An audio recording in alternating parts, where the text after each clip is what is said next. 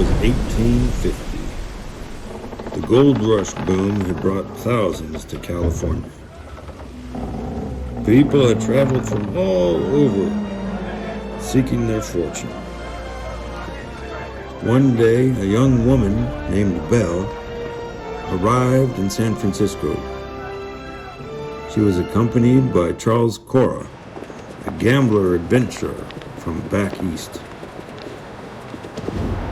It was a cold, harsh morning when a ship dropped anchor in the crowded harbor of San Francisco. Among the passengers were 3 fugitives from the Taiping Rebellion in China.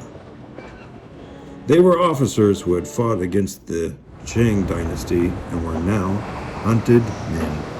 The 3 rebels, Lee Ming, Karlong, and Tai Lei, belonged to the Hakka people, which was an ethnic minority. They had escaped their government pursuers by plunging into the sea and finding refuge aboard a ship bound for America. And along with them on that ship were 2 young women, Ah Ying and Lee Ming.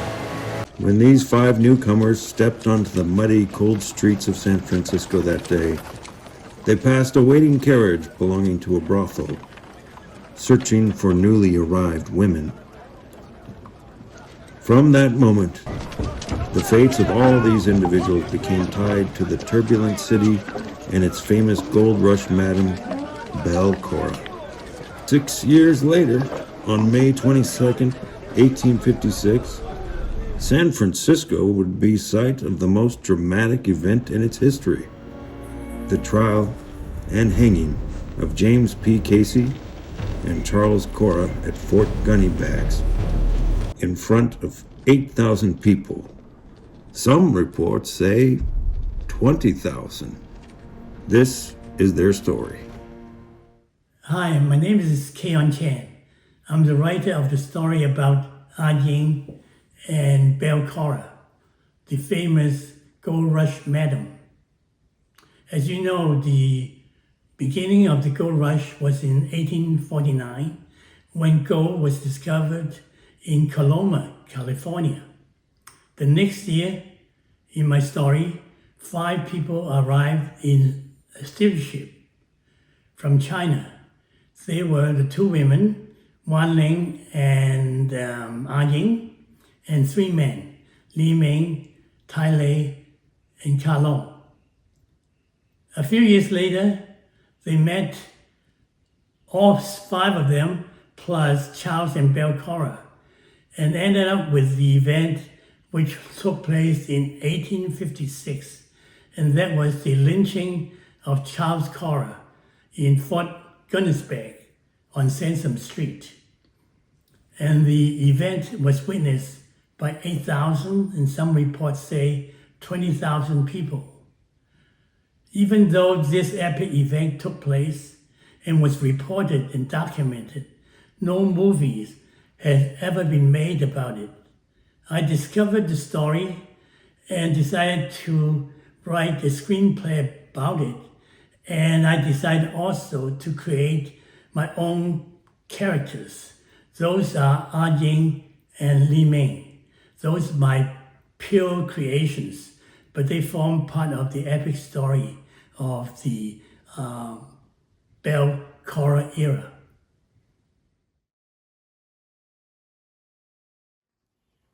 Although my story took place during the Gold Rush era, which seemed a long time ago, in fact it's less than 2 centuries.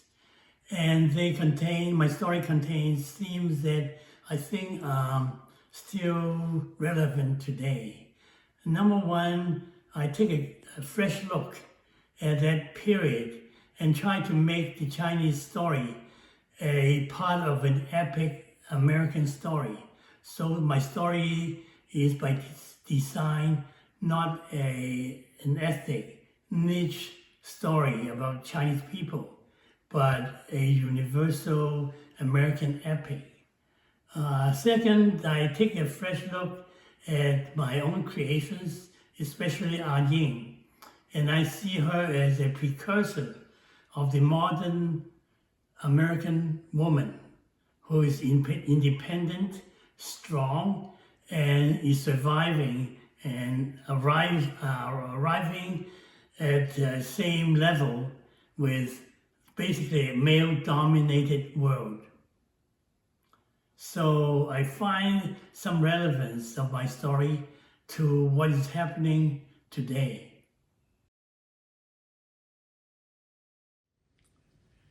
Between 1850 and 1900, about several thousand, some say 5,000 Chinese women arrived in California.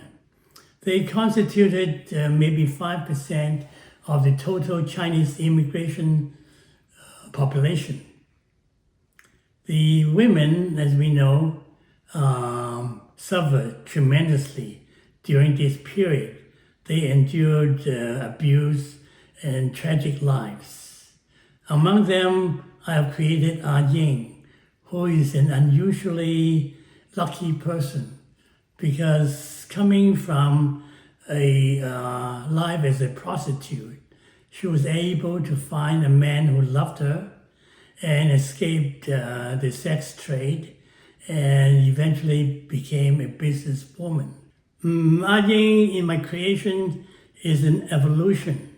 She started out as a young, vulnerable woman, and in due course, she became ultimately a successful businesswoman in Chinatown. So in my concept, Ah Ying is a kind of precursor of the modern American woman, strong, independent, and able to survive in a very tough, man-dominated universe. Lee Ming is solely my creation based on my experience with the Chinese movies. What I mean is that in many, many movies about China, lately, the male characters tend to be one-sided, sort of kung fu master, fighter, that kind of story. Very entertaining, but to me, one-dimensional and not satisfactory. So in my creation of Lee Ming, he is not just a fighter, he is a veteran military officer. He's a leader of men, he's a lover, a kind father, and he has a very difficult life involving moral conflicts. In my concept, Lee Ming is a universal tragic figure, a little bit like Michael Corleone in Godfather or Hector in the Trojan War. By that I mean he's a hero, but he's destined to have a tragic ending because he's loyal to his own people and he cannot escape his destiny.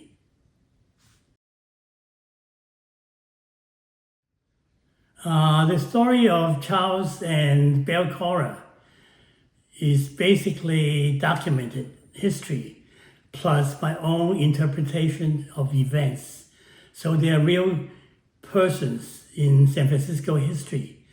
The story of Ah Ying, Lee Ming, and the other Chinese characters are purely my creations as a fiction, but I try to make it reflect something about the reality of San Francisco in the Gold Rush era.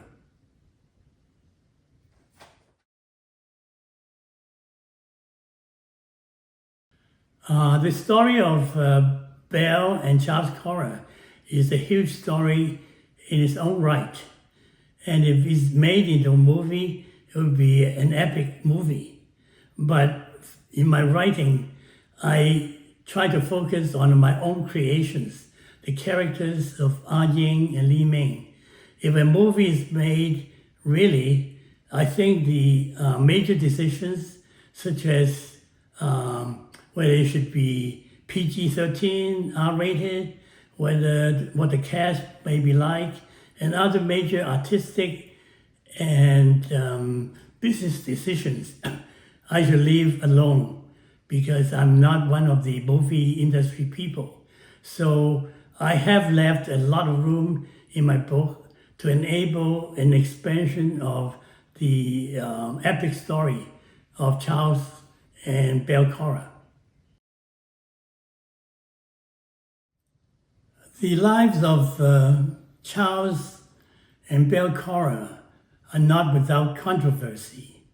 In my version, I have depended on both the historical records and the interpretation of events. But based on what I conceive, first of all, about Belle Cora, I conceive of her as a tough businesswoman by necessity. But she has the other side, which is like a young country girl who is trying to survive in a very difficult gold rush era. My conception of Charles Cora has two sides. One side of him is that of a gunslinger, a cowboy, alcoholic, and a tough businessman. On the other side, I see from the events that he has some redeeming qualities, such as that he apparently stood up for his girlfriend, Belle, and challenged U.S. Marshal Robertson to a duel to defend her honor. He also married Belle 1 hour before the execution in a jail. And at the time of the execution, he appeared very dignified and stoic compared to the other person who was executed. So I chose to portray these two people the way I see fit, although they're not without controversies. Oh, the Taiping Rebellion is a major event in modern Chinese history. It took place between 1850 to 1864, in which 20 to 30 million people died in the conflict. It's a huge event which cannot be described easily in this screenplay, although I try to do my best to tell the story about the Taiping Rebellion in my director's notes. To abbreviate the story, the character Lee Ming was a military officer in the Taiping Rebellion, and so the telling of the Taiping Rebellion as a background becomes important, and I cannot avoid this rather esoteric, complicated subject. It's kind of vague reflection of what I was thinking. And the idea arises from my observation that during the lynching of Charles Cora in 1856, witnessed by thousands of San Franciscans, you might expect from history, when the lynching takes place, there would be a big crowd, angry, shouting, screaming for blood.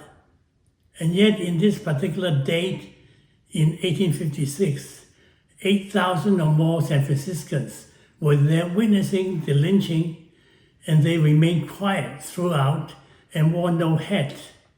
And that to me is a very interesting question. What were the San Franciscans in 1856 thinking about the lynching? In my introduction to the story, I mentioned the characters arriving in San Francisco in 1850. As a footnote, a few years later in 1853, Levi Strauss also arrived in San Francisco from the East Coast, and he was in San Francisco to join his brother-in-law, Stern, and his sister, Fanny. Together they owned a dry goods store on Sacramento Street. Now, as we know, Levi Strauss is the co-inventor of the famous blue jeans, which we all every day today. So my question is, in 1856, did Levi Strauss and his family witness the execution of Charles Cora? If so, What were they thinking? I wonder. I have written the text of the screenplay. I have added images and the voice-overs and added the narratives. So my writing is pretty much done. Now, if we go into production, there's another world altogether. And I know that would involve major decisions, artistic decisions, business decisions, and budget and money and many issues. So I intentionally leave out all the rest to the professionals. I myself concentrate on what I can do and have done. And I hope that some of the professionals will find my proof of concept valid, and they come to me and say, hey, maybe we can do something together. I hope they will see in my story a fresh look at American story in this respect. First, this movie is about an American epic and not limited to a movie about ethnic Chinese movie.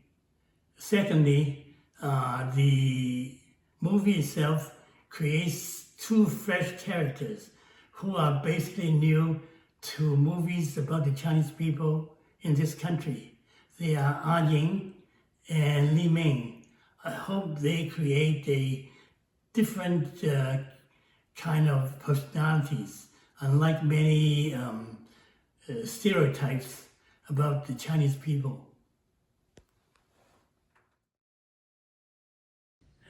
Writing about Ah Ying and Charles Cora and Belle Cora is like watching an old family album with so many fond memories. You know, if the earthquake in 1906 had not taken place, Fort Gunnebex, where Charles Cora was executed, could still be standing today.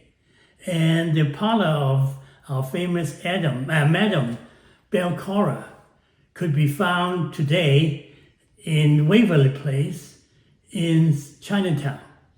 So one day I hope I can create a guided tour of Belle Cora and lead visitors through the streets of San Francisco and revisit the story of Charles and Belle Cora.